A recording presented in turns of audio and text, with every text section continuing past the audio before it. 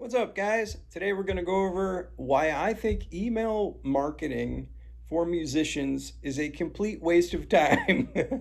And this goes against what 99% of what music marketers and band managers and record labels and promoters and anyone who's pushing music marketing or music promotion, they all say, gotta create your email list. It's all about the email list. You gotta send out weekly emails to let everybody know what's going on and like where you're playing or about your new releases and the best way to spend your time and money.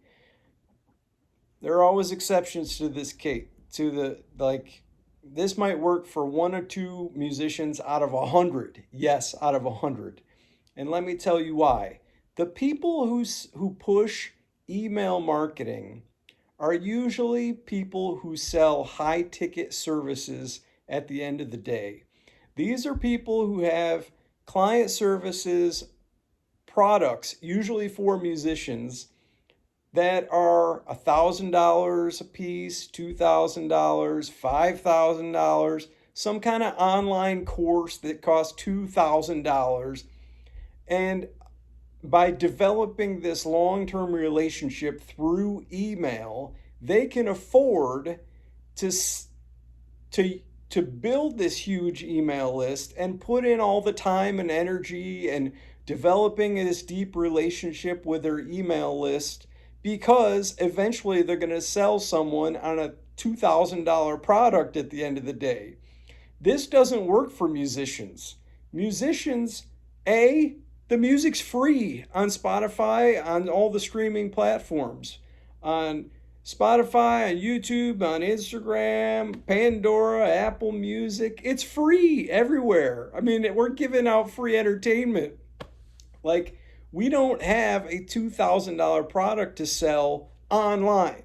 We may have a $2,000 show to sell if we travel to your city, but you're not going to develop that $2,000 show and sell it through email. Now, there are exceptions to this. Like, let's say you've got 2,000 people on an email list that you have collected by actually selling them merch. Not that doesn't even work. So, like, because the product margin is so low. Let's start from the beginning. How do you grow an email list? Usually it takes giving away something free to people online, motivating them to join your email list. Just getting out that message costs money, usually, and time and energy. So you can spend that money, but selling something to someone quick enough to justify the ad spend is where this gets tricky. Because usually you can, let's say you create an email list of 10,000 people, 10,000 music fans across the whole entire country, and you send out weekly emails to those 10,000 people.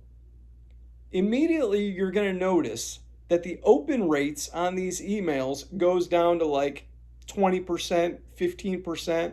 Okay, now you're only reaching 1,500 to 2,000 people.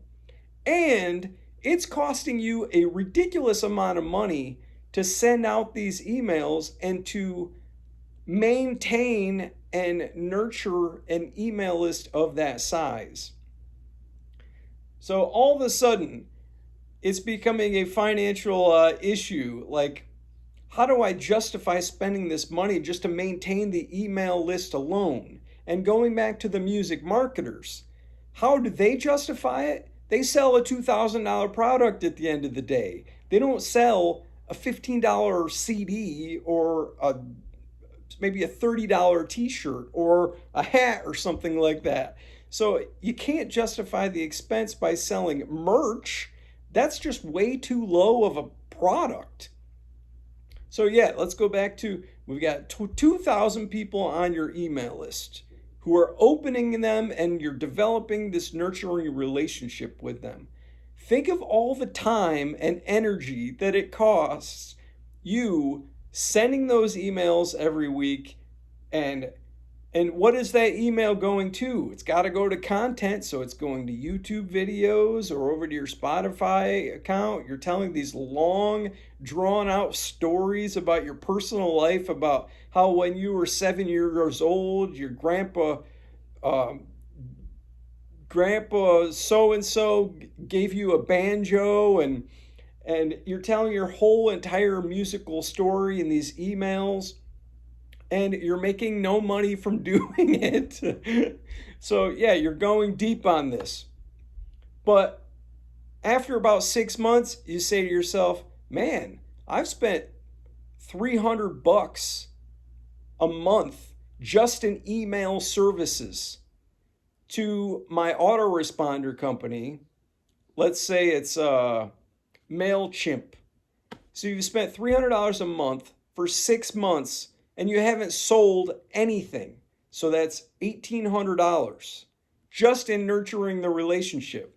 Again, the music marketers, the guys online teaching marketing courses and who have musician followers, they can justify the email list because they sell a $2,000 product. In music, it's really, really difficult. So let's go back to the extreme case. Let's say that you have 5,000 emails from people who have actually bought tickets to your shows across the country. This is one of the only exceptions to having an email, to justifying an actual email list online as a musician, because then you know, okay, out of all these people, they've all bought tickets to my shows.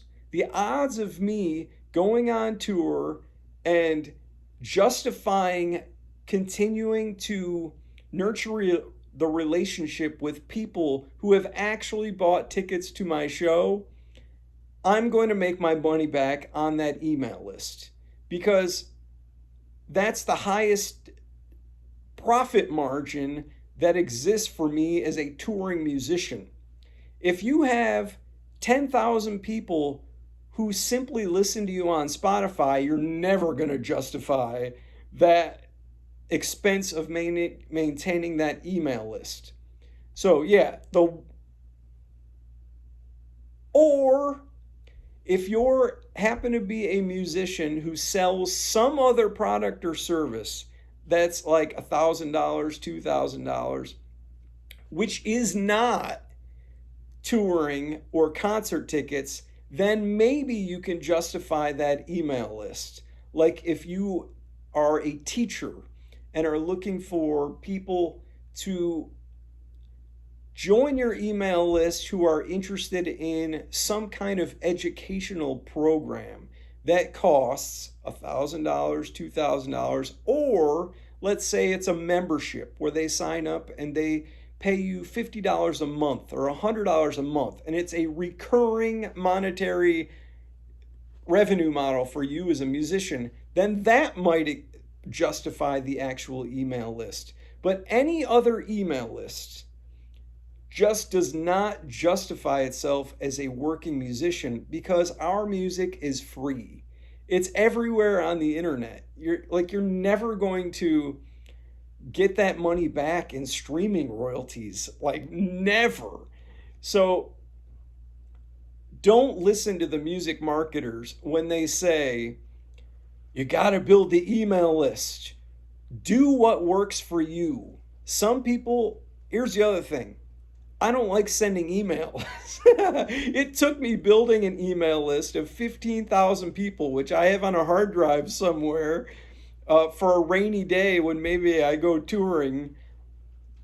It took me building that, sending out the emails weekly, if not daily, and realizing I don't like to send emails. Like, why am I doing this? It's going to be forever before I can justify this expense. So I have a little bit of a chip on my shoulder when it comes to emails, obviously. But yeah, if you're the type of person who loves to send emails, then do it organically. Build your email list for free. Do not spend any money to do it, and occasionally send your emails. If you're like me, and probably 98% of musicians don't build an email list because they're a big pain, like to maintain, keep healthy, learn how to get people to open them. It's a whole art form, email marketing, and it's probably not for you. Just keep making YouTube videos. That's what I do. Yeah, no email list unless you have customers. I have another email list of about 3,000 people who have bought products from me: CDs, t shirts, hats, ultimate fan packages, stuff like that. And if I have a new physical release, which I barely ever do, but if I did, I would send out that email to them because there's a good chance that they have bought before. So if you have actual customers, yes, keep that email list and send it out only when you have new products because that's the only reason that they followed your email list to begin with. So if I release a new hat, I might send out an email, but it's rare. Yeah, you don't need an email list. Just keep working on your music. Later, man.